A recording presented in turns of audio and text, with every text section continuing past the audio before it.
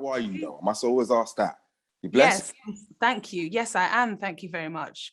Good. Very balanced and highly vibrational. How are you? Done now. Done. I can feel the vibes from here. If you could see the goosebumps, you'd know it's real.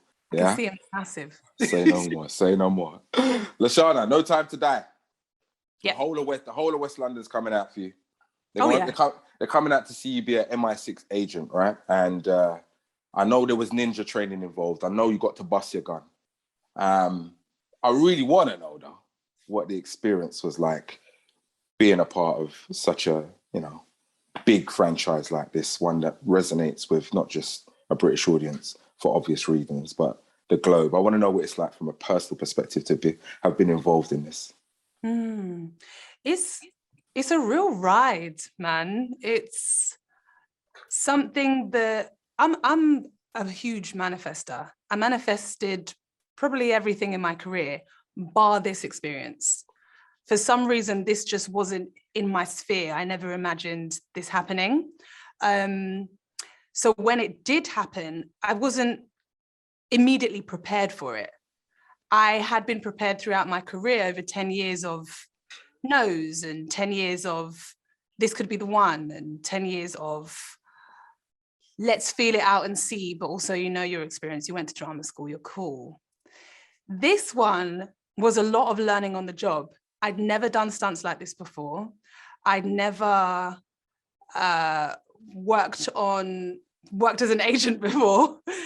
And there was a lot of firsts in this experience that meant that I had to think very quickly on my feet and tap into my feline energy and just be really accepting of the fact that sometimes I just don't know things. I'm a real perfectionist and I always like to be prepared. But when I don't know something, it frustrates me. And I have to just put my trust into these people that I don't know. I've never met before, but I also know that they've got my back because they have a legacy of films that are gonna stand in their own right forevermore. So it was wonderful, it was tough, it was taxing and challenging, but I knew that we were making something really special when we were shooting it. So that kept me calm throughout. Black representation in these big movies is a must for me. When I was going through 24, 25 now, Bonds, not too many Black women have been involved, not to the level that you're involved in especially. Does that present an added pressure to you to deliver? Do you not even consider any of that? Are you just Lashana Lynch executing a role? Talk about the significance of that. I saw it as a continuation of the work that the people before me had done. My ancestors prepared me, my grandparents prepared me, my parents prepared me, and now I get to action their experiences in real time. If I'd seen it as a weight or responsibility or a pressure, then I'd be thinking as Lashana the individual, whereas I think it's more important to think of Lashana a part of the culture and a part of the we that really makes our movement special and necessary. So I came to it as a vessel for the work that we'll continue to do. And I think that with roles like this, it's really important that you approach it that way so that you can, one, take the pressure off yourself and also just free up yourself to the art, to whatever it's going to be, relinquish control and just throw yourself in. And that served me well in the end. So I'm going to stick to that. 6 years since the last one. Everyone and their dog's got a view on this franchise, right? So from your own point of view, how do you think it will fare in comparison to the rest? And how does it compare for you? I actually don't think there's much of a comparison between No Time to Die and, let's say, the past few movies since Daniel's entered the franchise, because I think there was a shift at that point and the franchise just got a lot darker and more dangerous, more rugged. I felt London in there. And as a Londoner myself, I was able to relate to Bond fully for the first time.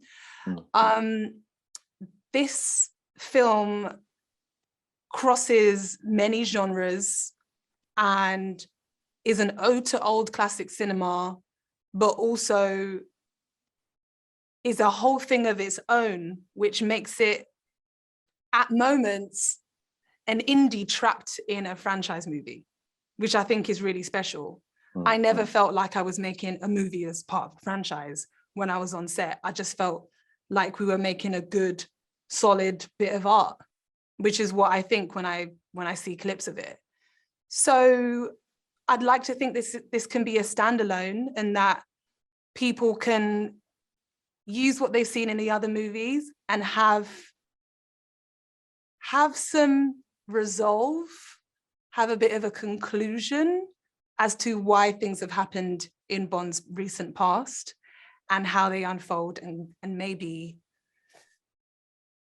get shut down in this movie. So our readers can look out for it. What's your favourite scene?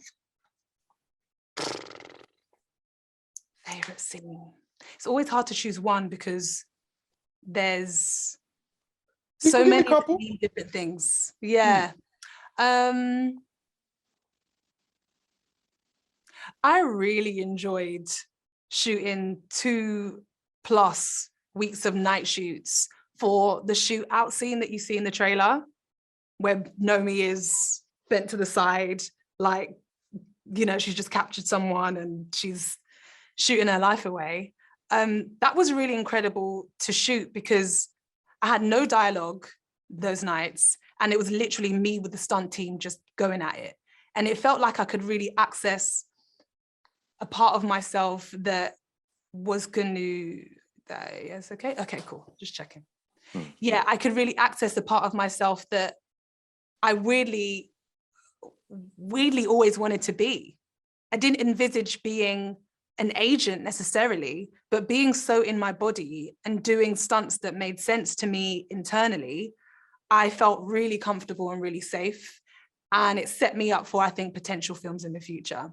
So that's one of them. The rest you'll have to see. Fair enough.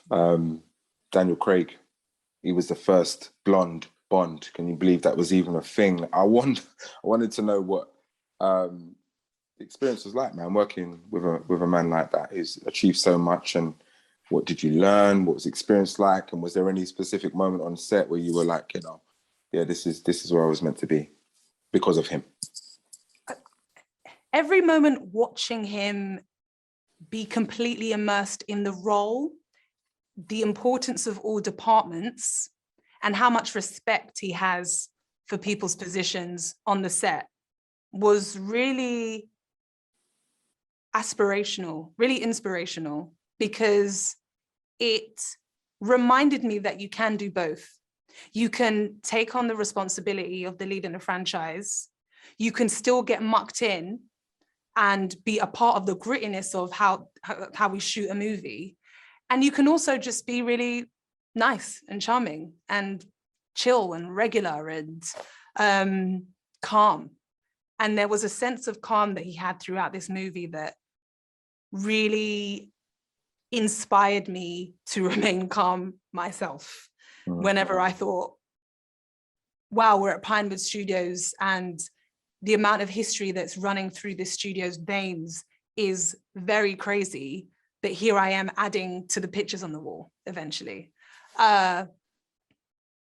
He taught me a lot just by being, I think. That's excluding conversations we've had or things we've mentioned on set.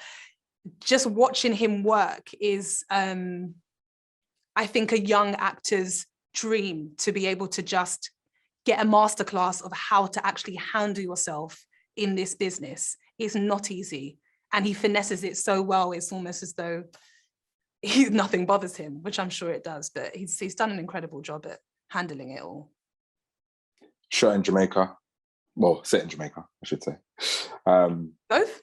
Yeah, so what was that like, man? Because I love Jamaica. What was filming, working in how long were you there for? Talk about that experience.